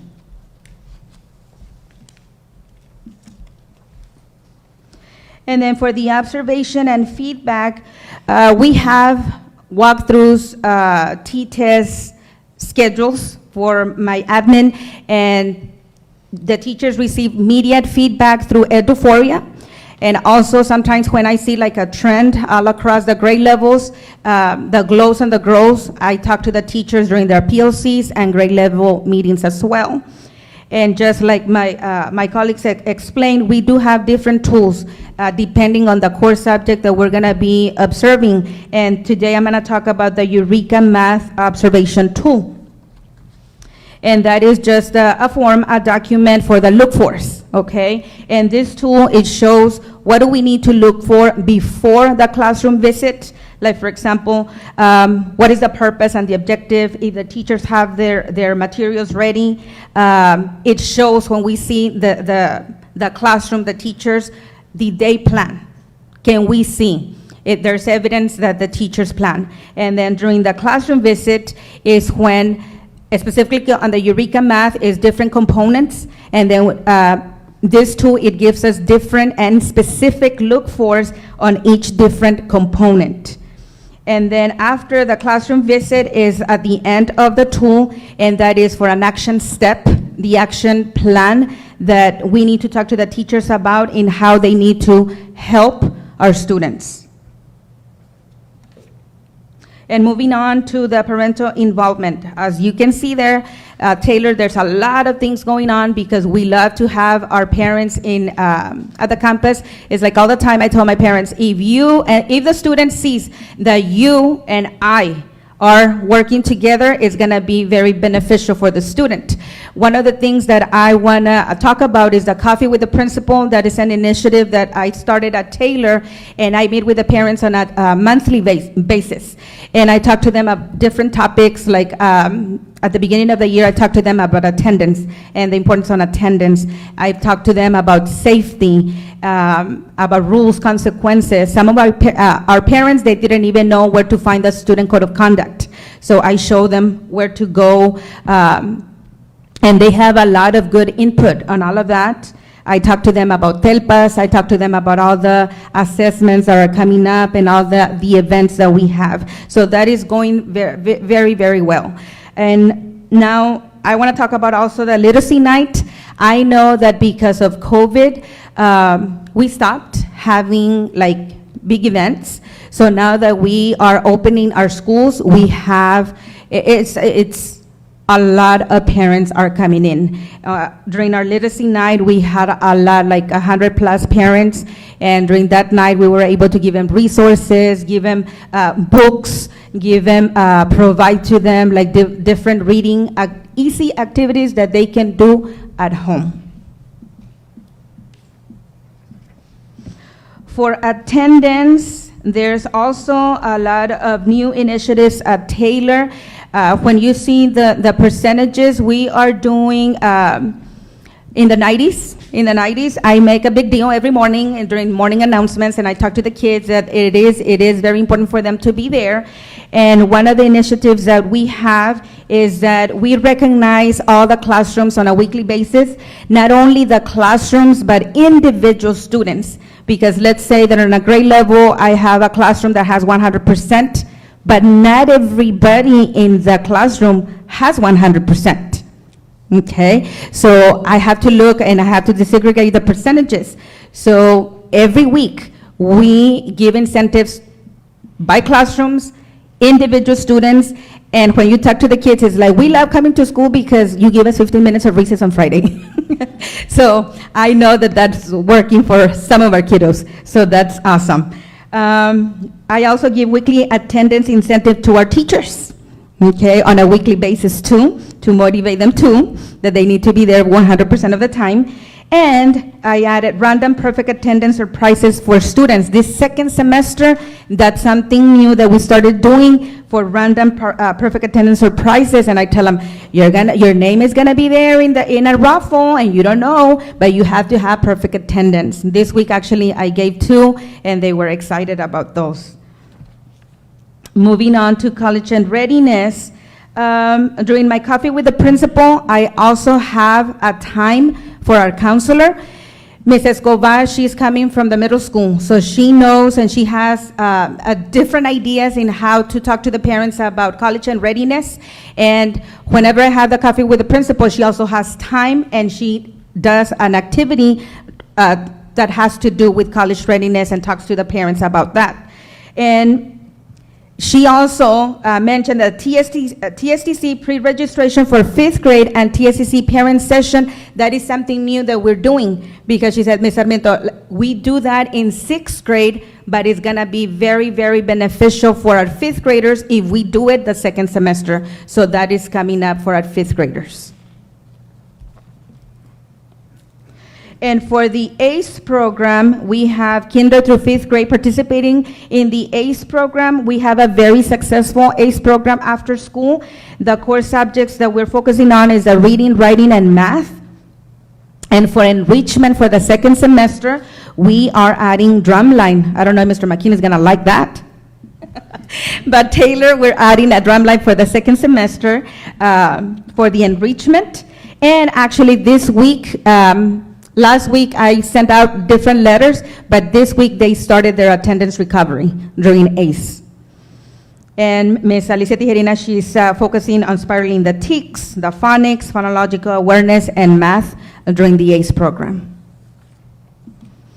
And I can talk about a lot of more things, but that is just a summary of all the things and activities that are going on at Taylor. Thank you. Thank you. Next, we have Ms. Elba Rivera with Travis Elementary. Good evening, board members, board president, Mrs. Chavez. I'm going to present Travis's progress measure. On the first slide, as you can see, our demographics. This describes our enrollment counts and also by special pops. On the next slide, you have our campus report card. Our overall grade is a 71, indicating a C for Travis Elementary. On the next few slides, you're going to see our circle data, our circle MOI data. The first one describes pre-K 3. As you can see, we did have improvement in wave 2, in letter naming, vocabulary, phonological awareness, and in math. On the next slide describes our pre-K 4 data, and we also had growth from wave 1 to wave 2. And then our pre-K 4 Spanish data, we also had growth on all areas. For Amira measures fluency and comprehension, and you can see our growth in kinder through second, and we continue to target interventions to continue the growth for all our students through our SIPS program during the intervention block, targeted TEK instruction during guided reading, dedicated phonics block with level groupings, district phonics leveled curriculum, periodic phonics assessments and regroupings, HMH Rigby leveled books, phonics, and comprehension through ACE. On the next slides, you are going to be seeing our benchmark data. First and foremost, for reading, we did test 75 students at third, 55 at fourth grade, and 66 at fifth grade, and we did test 3 Spanish students. Our targeted intervention for our benchmark data is intervention block embedded within the master schedule. We do tracking sheets for domain 1. Teachers are monitoring their class progress through the monitoring tracking sheets. We do periodic checkpoints to progress monitor SC mastery. We do data digs during PLCs. We adjust the pacing guide to reteach the low SEs, and students also graph their progress. For our math data, we also, some of the interventions mirror the reading data. We do target the low SEs. In addition to that, we do weekly spiraling. And most importantly, students continue to graph their progress because they need to know how they are progressing, how they are performing.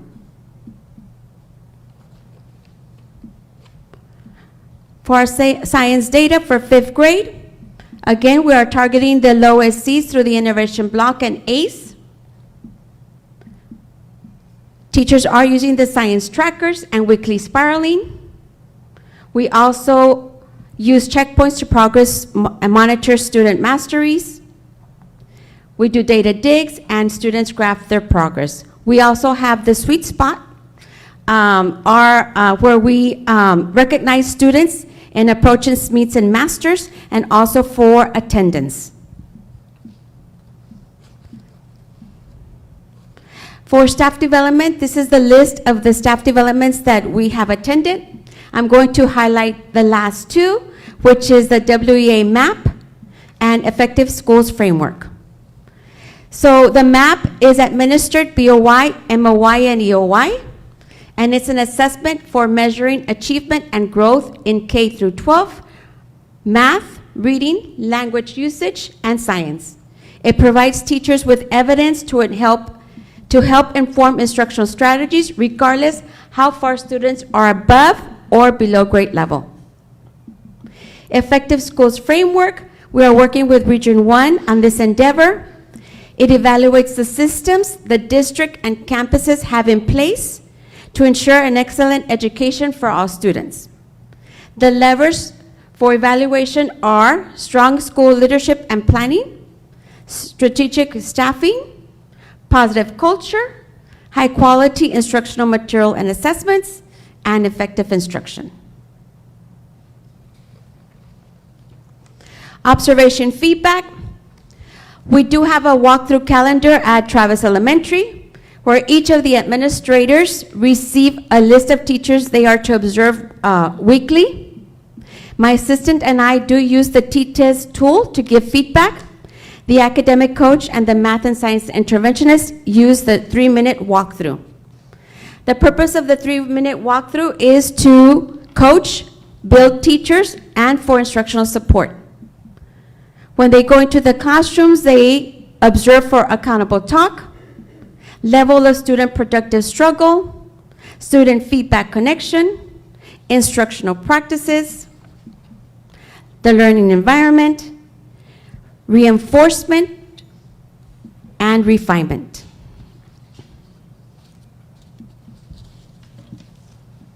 For parental involvement, we do have several events and informational meetings for the parents.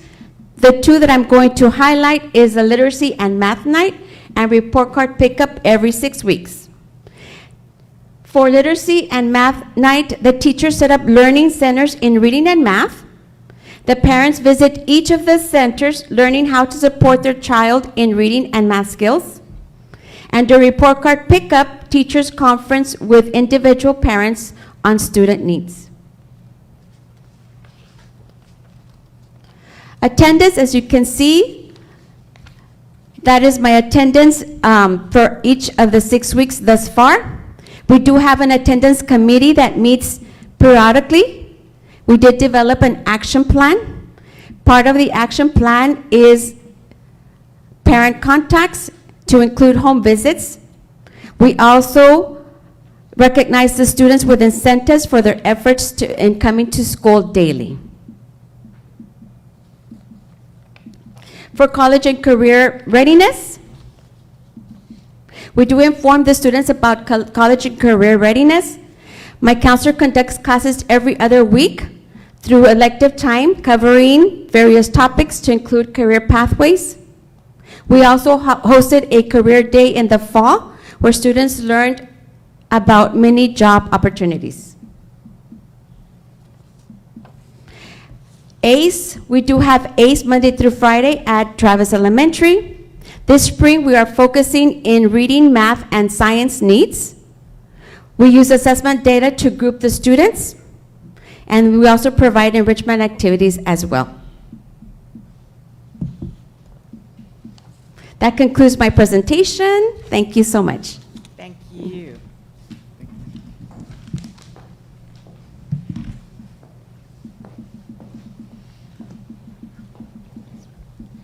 Next with the presentation on the SAFE Grant Cycle 1 is Director of Safe Schools, Mr. Miguel Chacon. If I may, Mr. President, Mr. Chacon, just comment on the presentations of the elementary principals. I want to thank them for the hard work that it took to present that. That was very informative. I'm excited to notice a few things there. The focus on growth for all the students. I was very happy to see that some of the emerging bilingual or EBs are outperforming some of the all categories. I know they're part of the all, but still, it's good to see that they're making a lot of progress in many of those areas, particularly reading and math. Sir, is your microphone on? Okay, maybe if I move it a little bit closer. Okay. Okay. Thank you. So,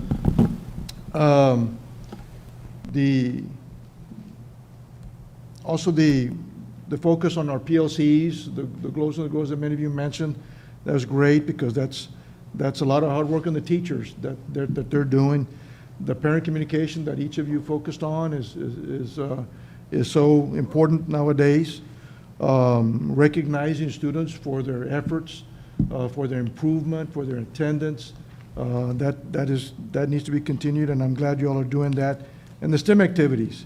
So just wanted to just share a few comments and keep up the hard work. I know it's tough, especially in the spring, but making progress and moving forward. Thank you so much. Appreciate it.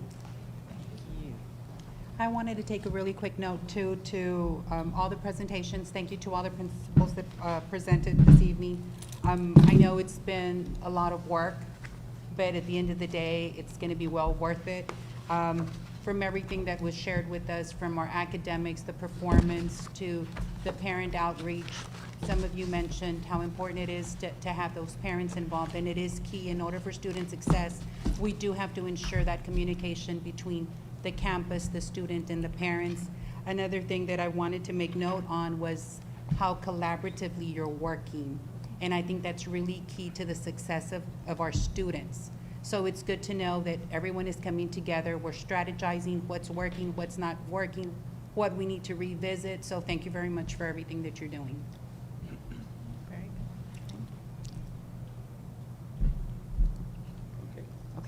good. All right.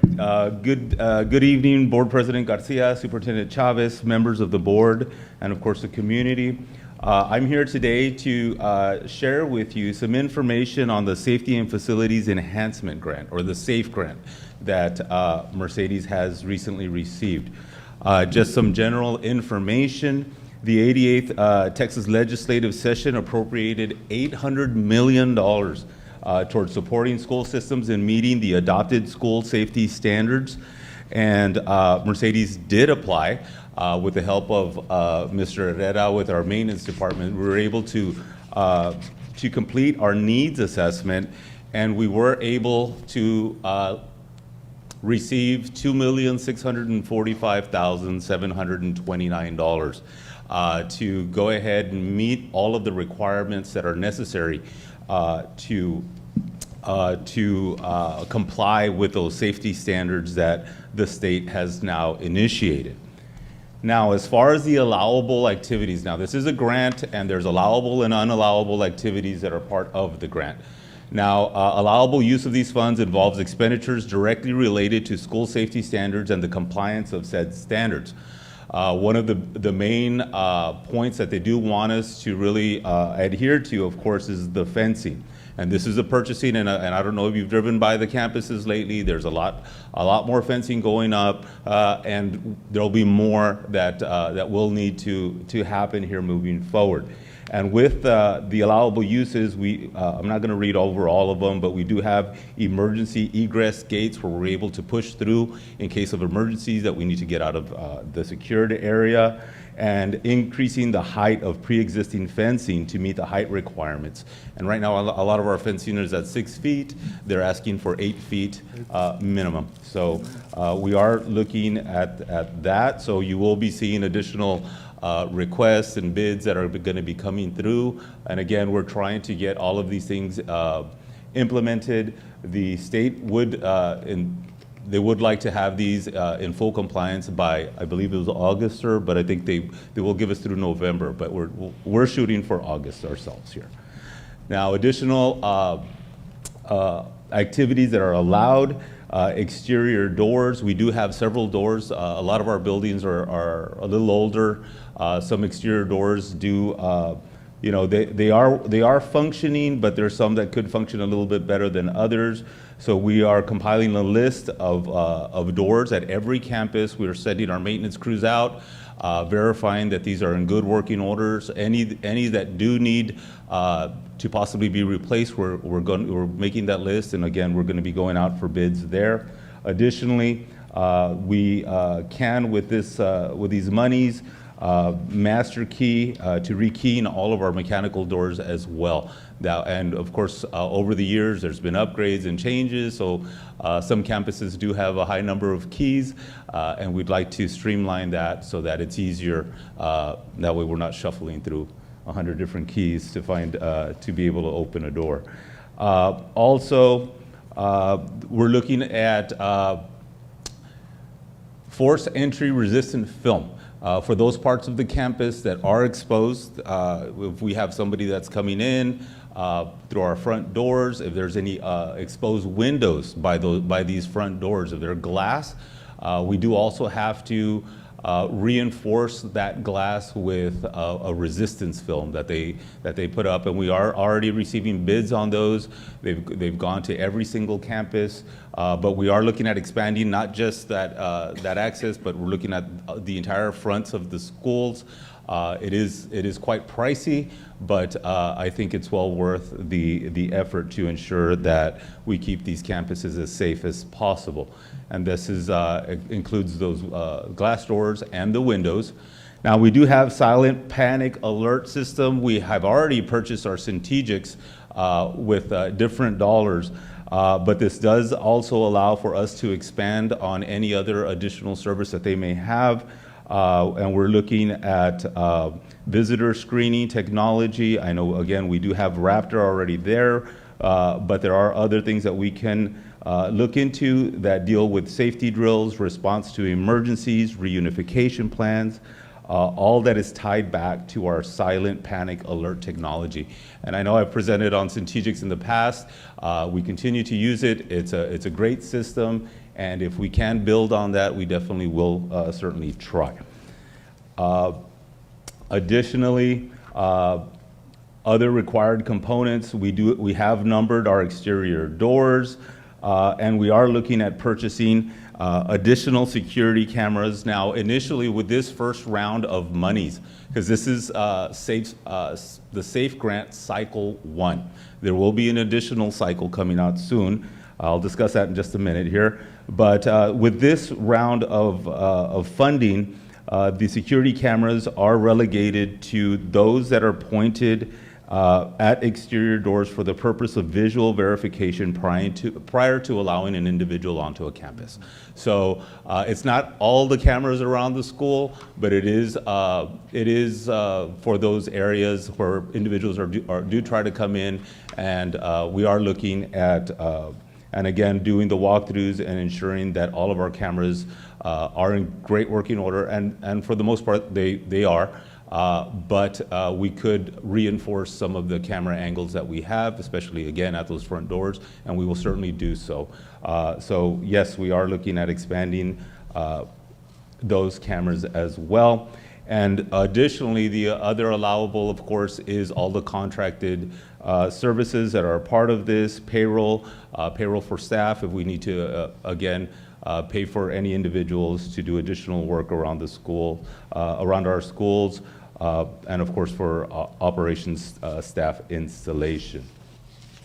Now, there are unallowable uses as well, and unallowable use of state dollars includes unauthorized purchases and or activities that are specific to grant guidelines. In general, just again, some things that aren't allowed for us to purchase for any type of audit services, field trip, travel for student conferences, any type of membership, hosting of conferences, any advisory council, any travel costs for officials, including our board and executive directors, administrative costs, stipends for non-employees is not allowed through these dollars, non-employee costs for conferences, and any other than those listed above in the allowable activities section. So they're very, very clear about that. Now, these next round of unallowable activities were actually part of the SAFE grant initially, but then we did get some information later that did pull out this the allowable use for these activities. So we're also not allowed to buy two-way radios, electronic access controls, any type of electronic access control systems, the security cameras in general, or to pay for armed guards. However, the good news is that we have, again, with the help of Mr. Herrera, we have completed the needs assessment for Cycle 2, and we are waiting for word from the state. They will allow us to use Cycle 2 dollars for all of these activities, plus many, many more.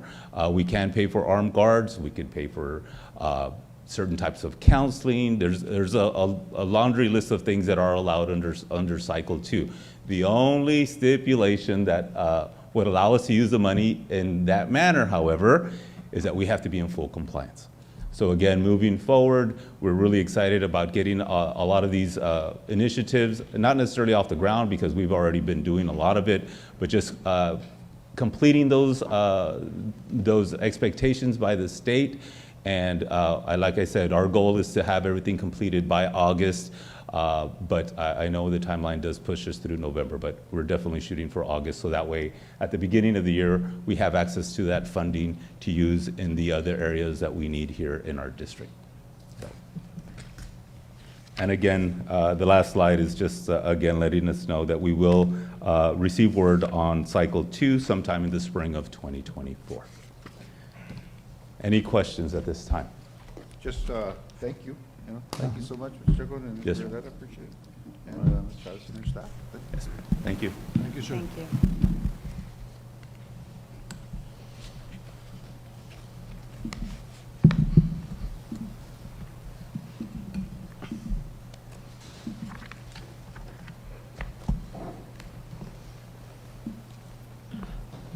All right. Moving along to the action agenda. We're going to go ahead and start with A, the business office. 1, discussion and possible action to approve the contract with Hidalgo County for election services for the bond election on May 4th, 2024. Mrs. Chavez. The administration recommends to table this item. We're waiting on the coordination of that contract by the county. Okay. I think because of the elections going on there. It's gonna be, so, any discussion? None? Hearing none. We have a motion from Mr. Rodriguez. Do I have a second? Second. A second from Mrs. Vallejo. All in favor, vote by saying aye. Aye. Aye. All opposed, same sign. The motion passes unanimously. B, facilities, discussion and possible action to approve construction project expenses, CSP number 22-09-07. And can we go ahead and do A, B, and C together? Awesome. Ms. Chavez? I'm going to ask Director, Mr. Herrera, Facilities Director, to come up and present those items. Good evening, Superintendent Ms. Chavez, Board President, Mr. Garcia, trustees, community, and staff. Before you, you have 3 payment applications. This is the retainage amount. This is the final payment to Real Roofing for the projects at Chacon Middle School, Early College, and the high school. The first payment application is in the amount of $2,500. This is the retainage amount for the work done at Chacon Middle School. The second payment application is at the Mercedes Early College. The retainage amount is in the amount of $69,057. The third payment application is for the retainage amount at the high school for the amount of $14,750.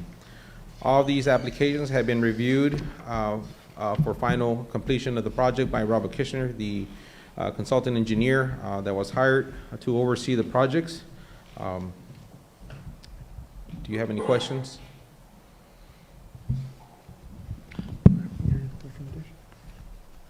The administration recommends that you approve as presented by the Director. All right, any discussion? Hearing none, do I have a motion? So move, sir. We have a motion from Mr. Rodriguez to approve. Do I have a second? Second. Second from Mrs. Vallejo. All in favor, vote by saying aye. Aye. Aye. All opposed, same sign. The motion passes unanimously, and that was for A, B, and C. C, governance. 1, discussion and possible action to approve adopting a policy regarding chaplains as per Senate Bill 763. On this one, I believe there are some legal concerns that we're The going to be discussing. administration recommends that we table this item. For another meeting? Post executive. Yeah, I would recommend that there be a motion to consider the item after executive session, after discussion of the legal issues. Okay. Any discussion on that? So I need a motion to go ahead and have this item discussed after executive session. Do I hear a motion? So moved. I have a motion from Mrs. Vallejo. Do I have a second? Second. Second from Mr. Hernandez. All in favor, vote by saying aye. Aye. All opposed, same sign. The motion passes unanimously. Now we move on to consent agenda. I'm going to start with Mrs. Vallejo. Are there any items you would like to pull? Yes, A1, A2, D1, D3, F1, and F2. Mr. Howell, are there any items you'd like to pull? No, sir. Okay, thank you. Mr. Hernandez? No, sir. Thank you, sir. Mr. Rodriguez? No, Ms. Vallejo actually mentioned a couple of the ones that I was going to pull. Okay, sir. Mr. Martinez? No. Thank you. And I do not have any. So, so then we can go ahead and go along with approving the consent agenda minus A1, A2, D1, D3, F1, and F2. Do I have a motion? I so move, Chairman. We have a motion from Mr. Hernandez. Do I have a second? Second. Second from Mr. Martinez. All in favor, vote by saying aye. Aye. Aye. All opposed, same sign. Motion passes unanimously. All righty, Mrs. Vallejo, A1. Yes, The administration recommends that we table this item at this time.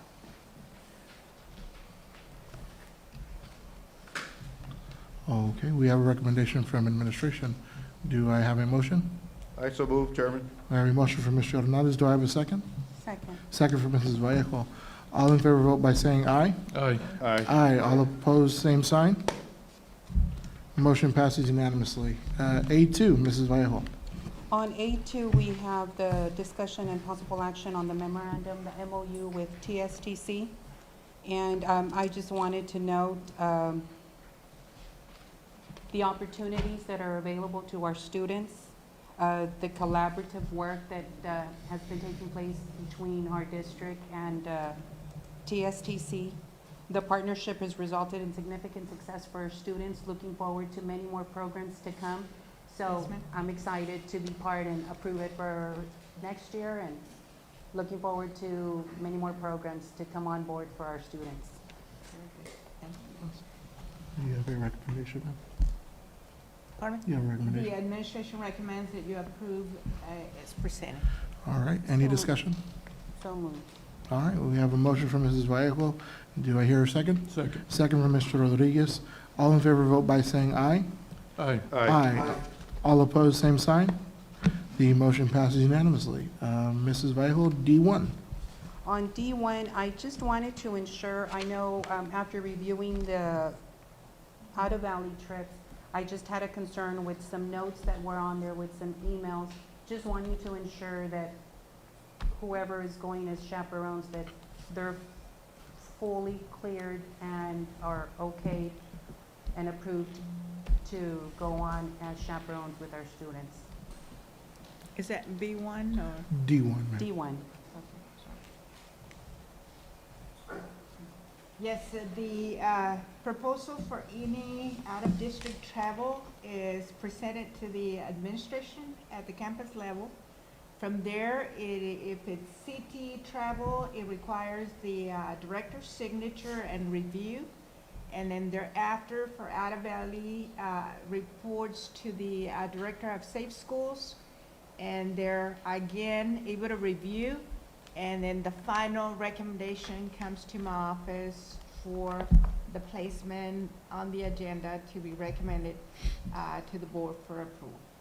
And I'm sure that takes place, but it was just my concern with the notes that were on here, so thank you for all you do. That communication well taken, and I do appreciate it, and we will work with the director so that those questions are clear and those stickies are removed.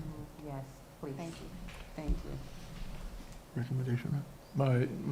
My comment on that one was I just want to wish all our CT organizations and students and teachers, band and athletics the best on their competitions and their presentations as they represent MISD in many different places around the state. Safe travels. Any more discussions? Your recommendation, ma'am? The administration recommends to approve as recommended. All righty, we have a recommendation from the administration. Do I have a motion? I have a motion from Mrs. Vallejo. Do I hear a second? Second. Second from Mr. Hernandez. All in favor, vote by saying aye. Aye. Aye. All opposed, same sign. Motion passes unanimously. D3, Mrs. Vihel. On D3, I would just like to acknowledge the individuals for their donations to our district.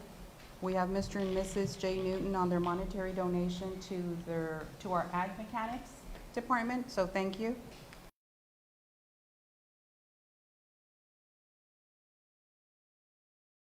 For our students, so that was sent over to the Mercedes Lions Club, and I'd like to thank the Mercedes Lions Club. I know they always keep us in mind for things like this that could be beneficial to our students. So I would like to thank not only Llano Grande, but the Mercedes Lions Club for always keeping our students in mind. The administration recommends the approval as well as the acknowledgement for their gratitude. Okay, we have a recommendation from administration. Do I have any more discussion?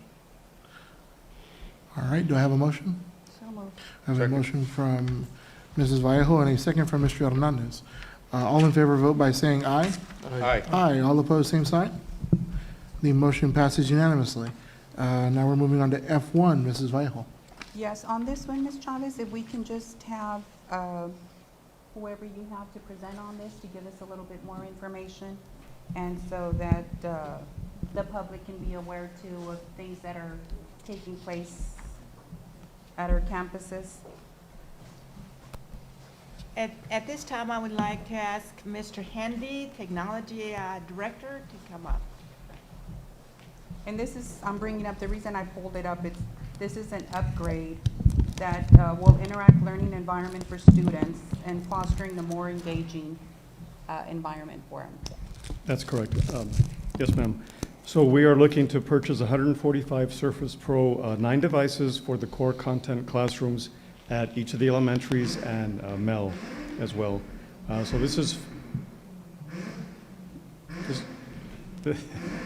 Please pardon the noise. Somebody's excited Auto about mechanics the classroom is purchase. TSTC.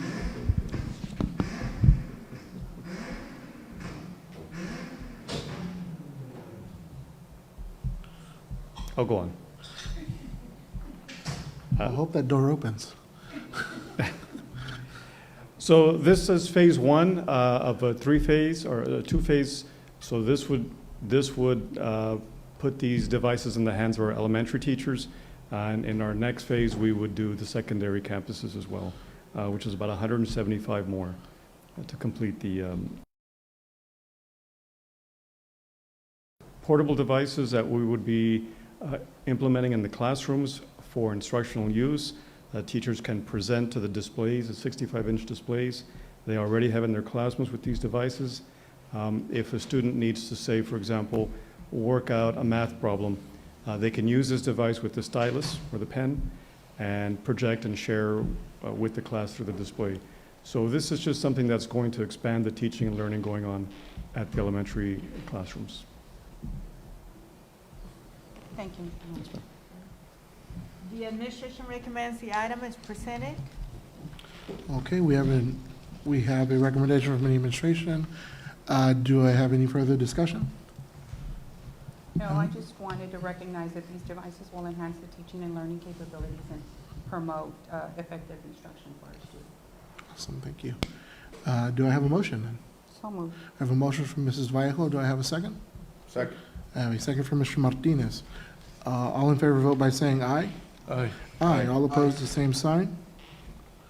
The motion passes unanimously. Now F2, I believe, was the last one, Mrs. Vallejo. Yes. On this one, we have the Mercedes High School library upgrade. And if we can have some... Mr. Handy? Oh. Yes, ma'am. So we are proposing enhancements to the Mercedes High School library through the installation of 6 75-inch commercial displays. 4 of these would go in the general assembly area, 1 would go facing out towards the hall, and 1 would be placed in the lab, in the library lab, in the back of the library. So this would provide a platform for teachers, staff, guest speakers, higher ed institutions and organizations that come in to present to our students and staff. We did have multiple vendors walk walk the library and give us recommendations, and we chose Vicom, providing the best value to the district. Can you elaborate on plans for the existing equipment? The existing equipment will be repurposed, some for our Safe Schools area, and I think we'll be using 2 at a campus. So we will repurpose and reuse or recycle the existing equipment.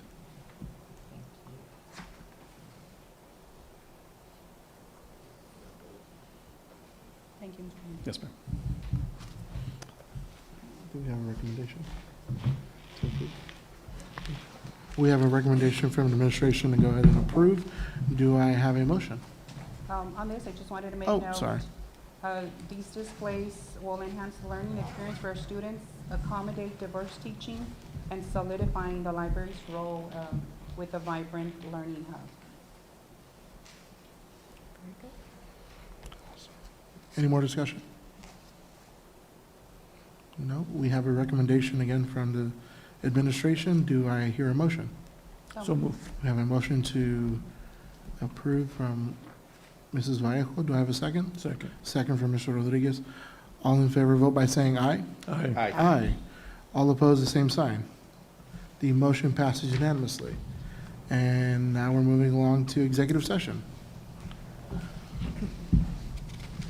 Executive session, A, personnel pursuant to section 551.074 of the Texas Government Code and attorney consultation pursuant to section 551.071 of the Texas Government Code.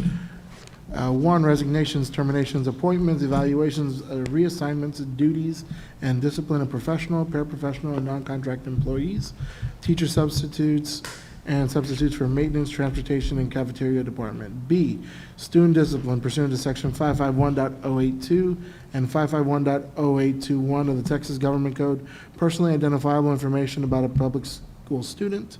C, discussion and private consultation with attorney regarding pending or contemplated litigation, settlement matters, and/or matters where the professional duty under the state board requires private consultation with the school attorney pursuant to section 551.071 of the Texas Government Code. And D, consultation with legal counsel regarding legal issues pertaining to the Texas Education Code, section 23.001, Senate Bill 763, chaplains, pursuant to section 551.071 of the Texas Government Code.